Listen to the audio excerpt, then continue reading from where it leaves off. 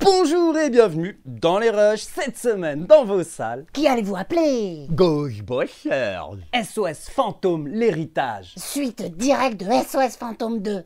Tout à fait, l'histoire se déroule 30 ans après. Ouais, super cool. Mais nous, quand allons-nous chasser du fantôme? Calme-toi Spengler. Ah non, moi je suis Ray. Oh, moi j'ai hâte de rencontrer le gardien de la porte. Ok, je l'avais pas vu venir, mais on a notre Peter Venkman.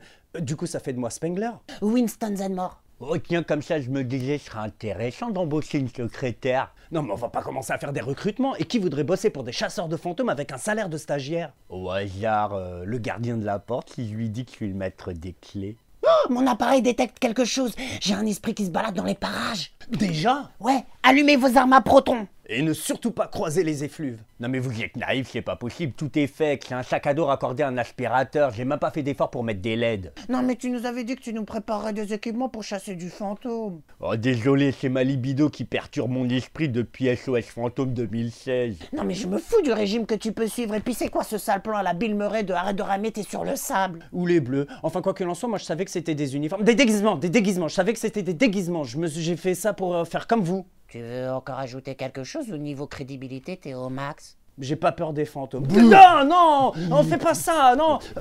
SOS Fantôme, l'héritage, bande-annonce. Apocalypse chapitre 6 verset 12. Je regardais quand il ouvrit le 6e sceau. Il y eut un grand tremblement. Le jugement dernier.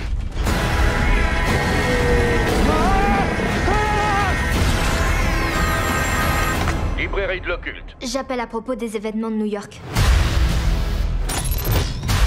On n'en a pas signalé depuis 30 ans des fantômes.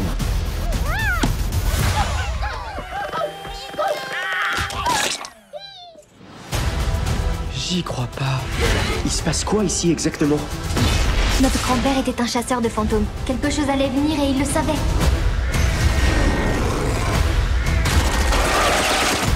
Je crois qu'on a ouvert les portes de l'enfer.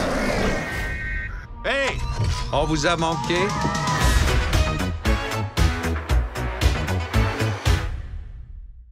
Cette semaine, nous avons aussi la méthode Williams. Un lien avec la méthode Coué? On va dire que c'est la même chose, mais en bien plus physique. Alors c'est l'histoire de Richard Williams. Célèbre serial killer. Mais où tu vas chercher ça? On connaît tous la loi des deux prénoms, Émile Louis, Guy Georges. Non, c'est le père, mais aussi l'entraîneur de Vénus et Serena, les célèbres joueuses de tennis. Tennis.